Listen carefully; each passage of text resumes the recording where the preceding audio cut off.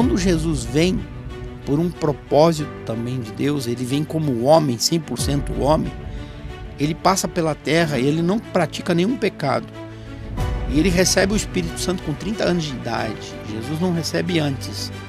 Quando ele desce à sepultura, não se encontrou pecado nele. Jesus vem porque alguém precisava descer lá sem pecado. Porque quando ele descesse sem pecado, ele descia com autoridade até sobre o inferno. Ele toma a chave da morte de novo. E ele recupera para nós no Espírito.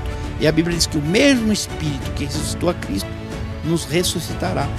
Então o propósito do homem na terra era o governo total. Seja muito bem-vindo a mais um Cristo Vive Cast.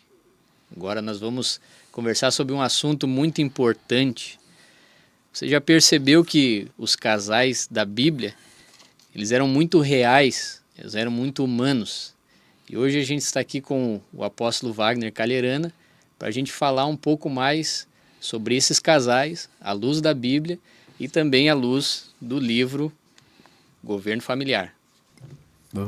Olá, Manassés, olá nossa audiência, tudo bem com vocês? É um grande prazer nós estarmos aqui hoje e falar um pouquinho sobre essa obra também, a necessidade que nós temos, cada um, de ter um encontro com esse livro e poder ter um pouco de clareza aquilo que a Bíblia diz e que não está muito distante do que nós vivemos, porque muitas vezes a gente pensa que é um submundo, né? A vida bíblica, e ela não é, ela é um relato de acontecimentos de pessoas como nós, seres humanos que tinham vontades, desejos, prazeres, dores, sabores, alegria, tristeza e sentimentos como qualquer um ser humano, porque na verdade é a história da humanidade, né? Apóstolo Wagner, o que a Bíblia tem a dizer sobre esse relacionamento de Adão e Eva?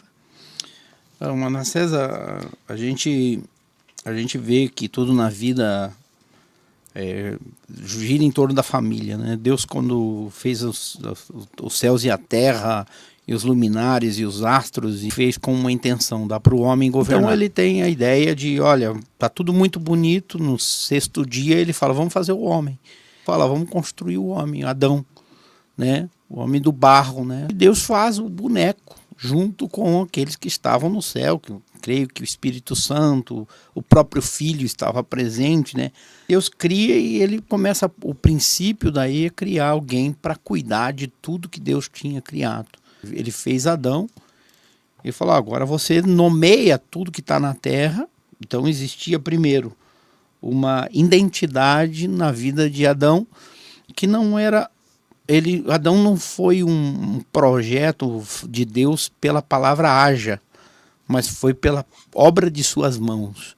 Quando Deus faz tudo, ele faz o homem adâmico, né? E ele diz assim, olha, muito lindo, muito legal, mas ele viu que o homem estava só. Ele então falhei uma mulher, uma adjuntora que lhe seja idônea, ainda não Havá, mas não Eva, mas sim a mulher, né? E a mulher é nada mais, nada menos do que aquela que veio para ajudar o homem na missão.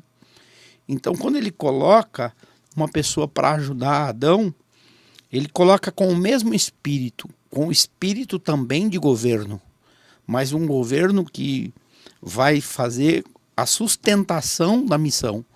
Então, isso é importante saber onde a gente ocupa tudo isso. Primeiro Deus, o homem, e depois ele faz a adjuntora, né? Ou seja, uma auxiliadora. Então a mulher ela não é empregada do homem, ela não é menos que o homem, muito pelo contrário, ela é uma sinalizadora do caminho. Então Deus faz a mulher também com uma destreza muito grande. Deus não faz Havá, né? Deus não faz a Eva, Deus faz a mulher. Então quem bota o nome de Eva depois foi o próprio Adão que coloca o nome de Eva, né? Sim. Então ele faz a mulher, que significa ajudadora, aquela que vem para ajudar, para auxiliar. E ainda no hebraico diz assim, aquela que vem para contrapor. Ou seja, eu vou te fazer uma opositora. Mas não essa palavra de uma oposição bem estruturada, não é aquilo que a mulher fala tudo bem para tudo que o homem faz. mas é a mulher que questiona o homem, se o que ele está fazendo está certo ou está errado. Não é afrontar, é confrontar. Confrontar, justamente. Então a mulher foi feita para ter esse confronto e de alinhamento, né? Para que as emoções elas não ficam mais fortes que a razão. Embora a mulher ela tenha um campo emocional muito grande, ela tem a sensibilidade também diferente do homem, né?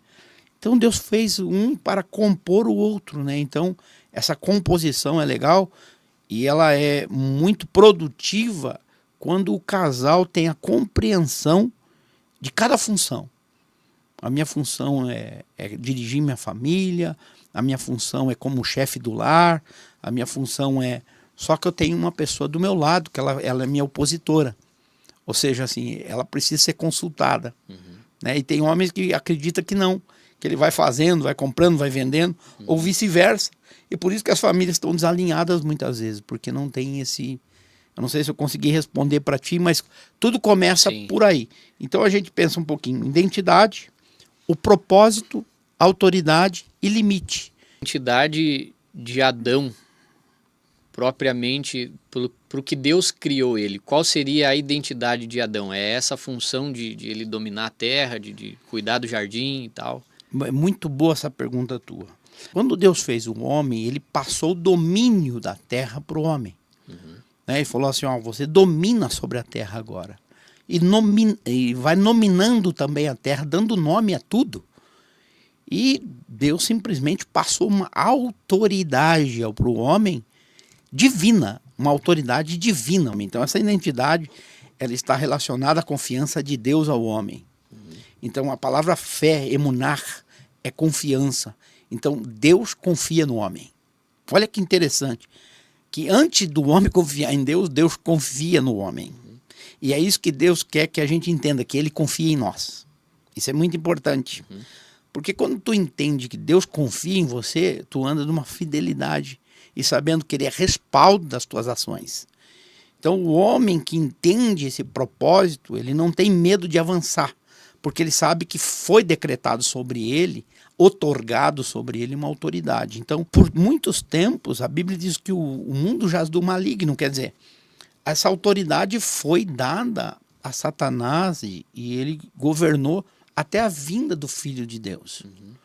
Porque enquanto houvesse pecado na terra, o homem não tinha mais autoridade sobre nada. Quando Jesus vem, por um propósito também de Deus, ele vem como homem, 100% homem, ele passa pela terra e ele não pratica nenhum pecado.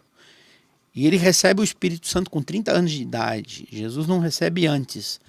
Quando ele desce à sepultura, não se encontrou pecado nele. Jesus vem porque alguém precisava descer lá sem pecado. Porque quando ele descesse sem pecado, ele descia com autoridade até sobre o inferno.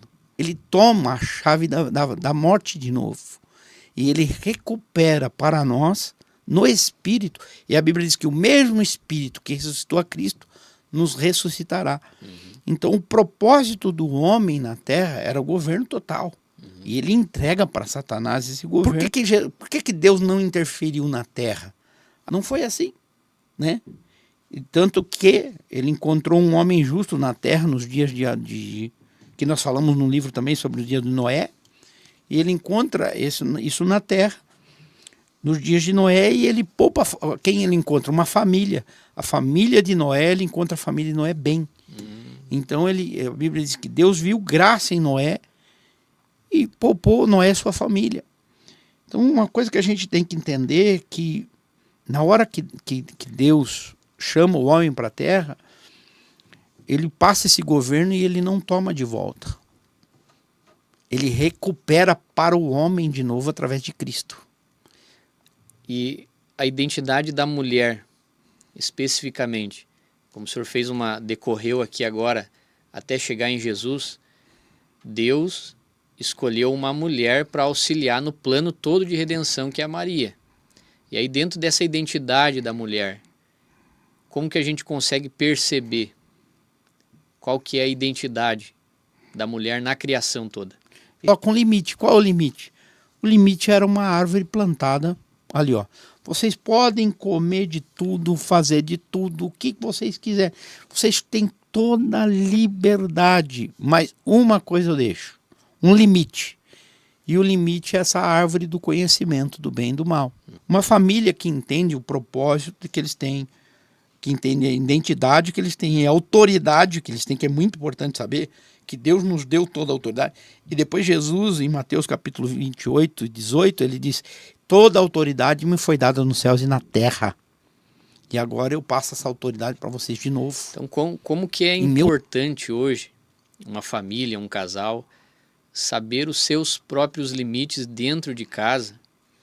E dentro desses limites, eu queria que o senhor falasse um pouco sobre essa autoridade de Deus, que Deus traz no ser humano, e aí o ser humano, dentro dessa autoridade, impõe os limites dentro da sua própria casa. Impõe até onde a gente pode ir, onde a gente não pode ir com acordos, e também falando assim da rotina hoje que as famílias têm, que são as famílias modernas, e dentro dessa rotina que as famílias modernas têm, até onde esses limites podem ir, até onde não podem, até onde o homem tem autoridade. Quando o jovem conhece uma menina, a menina conhece um jovem, e eles começam um relacionamento e partem para o lado matrimonial para construir uma casa, precisa ter acordos, já entendimento, porque os dois saem com uma bagagem, né, com uma cultura na casa dos pais, da menina, do rapaz, e eles se encontram e de repente eles trazem as duas coisas, os bons e os maus hábitos. Aí entra o governo familiar, onde a decisão deles agora fala assim, vamos destruir o que não construía e vamos construir uma nova versão de família do nosso modelo. E qual é o modelo certo? O modelo de Deus. O modelo de Deus começa pela organização de quem somos nós nessa fila do pão. Né? Primeiro, o homem saber qual a função dele, saber que Deus está acima dessa família. Ali tem o homem, a sua esposa, que é a adjuntora, que muitas vezes é o que nós falamos aqui, é aquela que vem a fazer o contraponto para as análises de tomar as direções certas, é aquela ajudadora. Então, quando essa função começa, aí vai vir a questão dos filhos, porque uma das razões do casamento é filhos. Por que um casal se junta se não for para multiplicação e para ter filhos, né? E esses filhos são um propósito de Deus, não importa o que o homem pense, mas e tanto que na história da Bíblia a gente encontra tantos casais estéreos e os patriarcas saíram de uma esterilidade, né? Todos os patriarcas foram estéreos e de lá nasceram os grandes homens da Bíblia, porque nasceram através de milagre, né?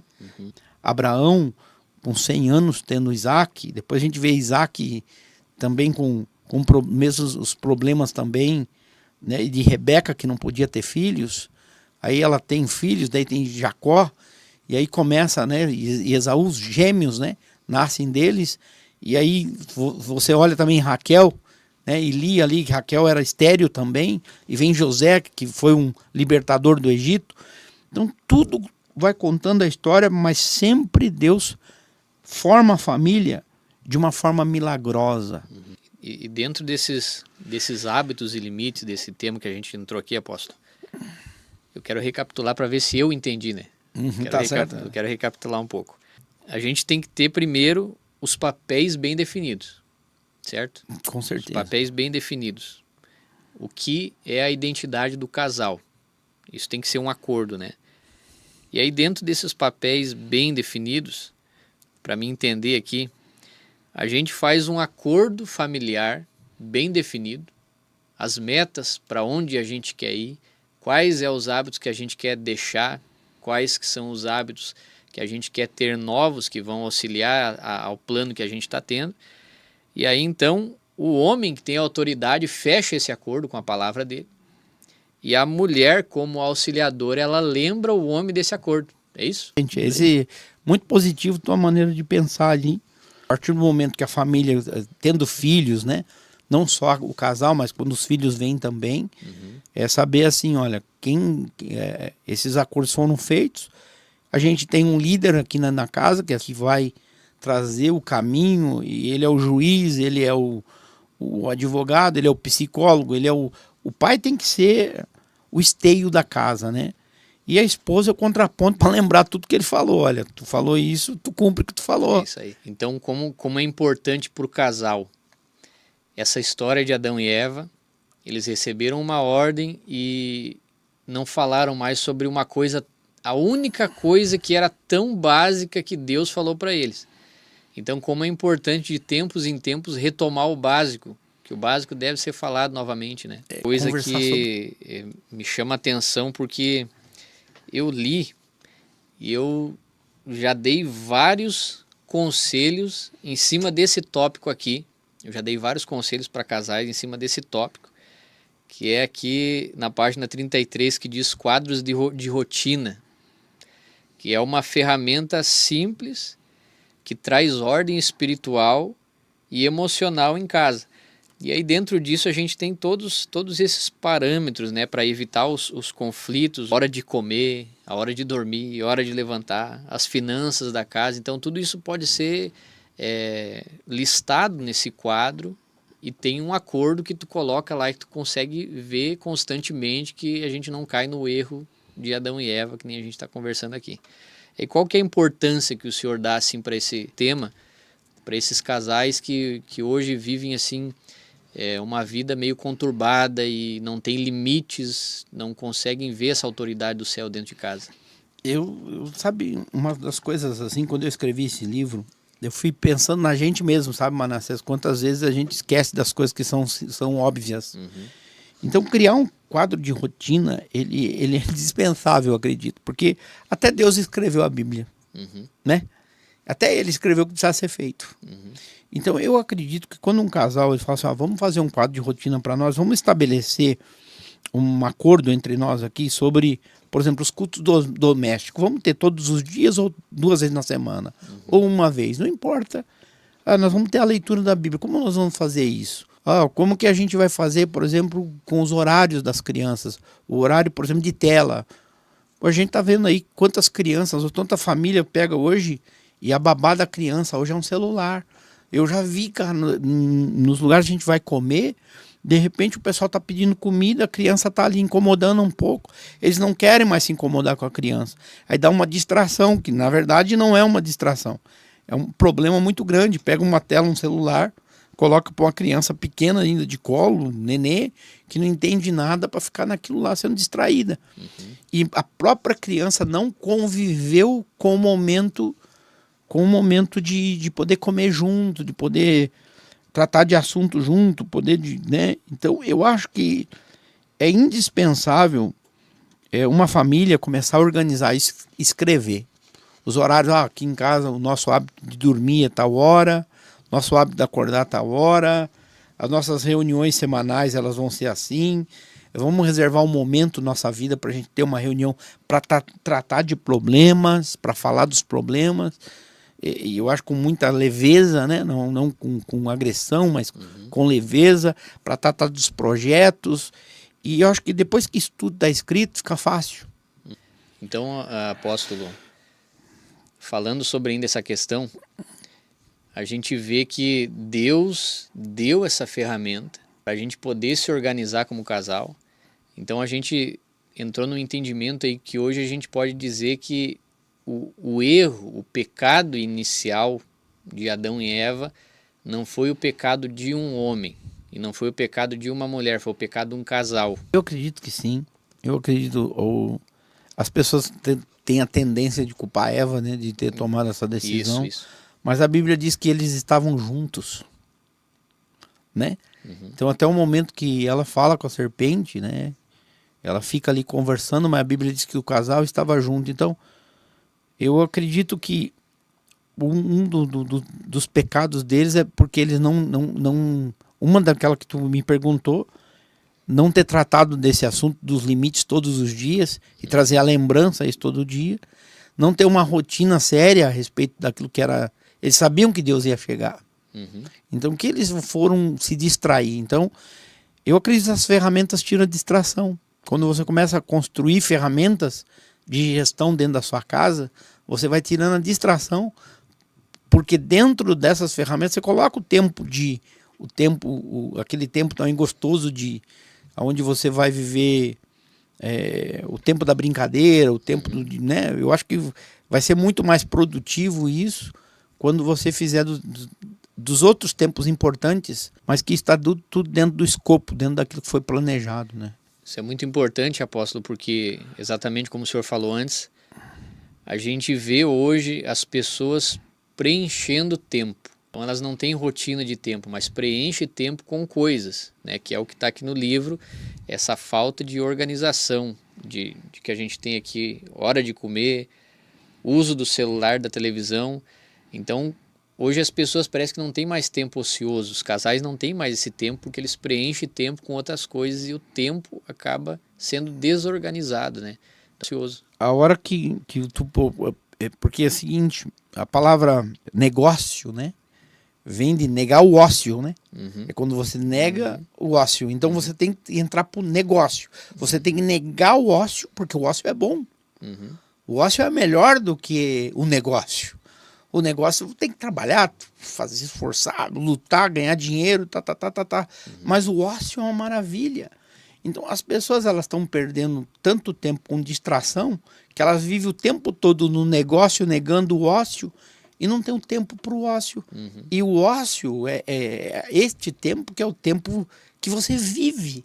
Porque é o tempo contemplativo, é o tempo de você contemplar uma criança tua correndo na sala, de brincar com ela de alguma coisa, de você brincar com a tua esposa. Né? Esses dias nós estava eu e a Patrícia jogando dominó, né? Ela ganhou todas as partidas de mim, né? Eu tentando calcular quantas pedras ela tinha, ela jogava, e eu não conseguia fechar a conta, e ela ganhou todas as partidas, perdi tudo. Então esses momentos eles são tão valorosos, muito mais importantes do que a gente ficar 2 horas no celular, né? E se comprometendo com uma coisa, com outra, e com tantas coisas que não são tão importantes para a vida. Então a desorganização, ela gera isso, ela gera tanto compromisso que a pessoa fala, não tenho mais tempo para nada, eu não tenho tempo de viver. E a vida passa, e você vai falar assim, pô, a minha vida passou tão rápido, eu não vivi ela. Então a gente não pode ter medo de viver a vida. A gente tem que ter prudência de não estragar a vida que a única que a gente tem, né? Wagner, então, nós estamos indo para nosso finalmente agora, não sei se o senhor quer falar sobre mais alguma coisa. Não, para mim tá legal, eu acho que nós vamos continuar depois desses assuntos, né? Sim. A tendência depois a gente falar sobre cada casal, trazendo um pouco mais sobre o livro, mostrando os acertos, os erros de cada casal, o fundamento da onde está o erro, o fundamento também da onde estão os acertos. Obrigado por esse tempo, apóstolo. E foi um conteúdo muito relevante hoje aqui. Um conteúdo que tenho certeza que vai servir como uma ferramenta para as casas, vai servir como ferramenta para as famílias, para os lares. E de tudo que a gente falou aqui, eu acho que a gente não falou 0,5% do conteúdo que a gente queria falar, né? Então vai ter material aí para muito podcast ainda. A gente vai falar sobre esse assunto, vai começar a aprofundar. Hoje a gente aqui deu o básico que é a gente chegar em casa e ter alguns acordos, renovar outros e aí definir essa identidade do casal. Isso aqui para mim foi um baita ensinamento hoje também. Então, agradeço por isso. Queria que o senhor deixasse uma palavra aqui para os casais da nossa família da fé, Cristo Vive. Vou deixar, Deus abençoe vocês, que vocês possam ler esse livro, viver esse livro. E eu vou terminar, Manassés, com uma oração do primeiro capítulo. Amém. E essa oração, ela tem todos os capítulos, termina com uma oração, né? E é uma oração profética. E por que é importante a oração? Porque elas são frequências que vão pela eternidade. Então toda palavra que sai da nossa boca, ela é transformada em poder. Essas orações elas são indispensáveis para neutralizar as forças do inimigo e para construir a força de Deus e o poder de Deus na nossa família. E essa oração diz: Senhor Jesus, príncipe da paz, fonte inesgotável de amor e sabedoria, hoje rendemos diante de Ti, reconhecendo que sem a Tua direção nada podemos fazer. Concede-nos discernimento para governar nosso lar com equilíbrio, amor e firmeza. Que nossas palavras sejam sempre temperadas com graça, edificando, fortalecendo aqueles que convivem conosco. Ensina-nos a estruturar os nossos dias conforme a Tua vontade, para que em cada decisão, grande ou pequena, possamos refletir a luz do teu reino. Dá-nos força para enfrentar os desafios diários, a perseverança para seguir no caminho da fé e a humildade para reconhecer nossas falhas e buscar a tua correção. Que em nossa casa seja um lugar de refúgio e consolo, onde o amor prevalece sobre a discórdia e a paz sobre qualquer turbulência. Senhor, que a presença do teu Espírito Santo habite em nosso lar, guiando-nos, moldando-nos e transformando-nos à imagem de Cristo. Que possamos viver em unidade, servindo uns aos outros com alegria e exaltando o teu nome em tudo que fizermos. Abençoa cada coração que aqui habita. Derrama o teu favor sobre nossa família e firma nossos passos na tua verdade.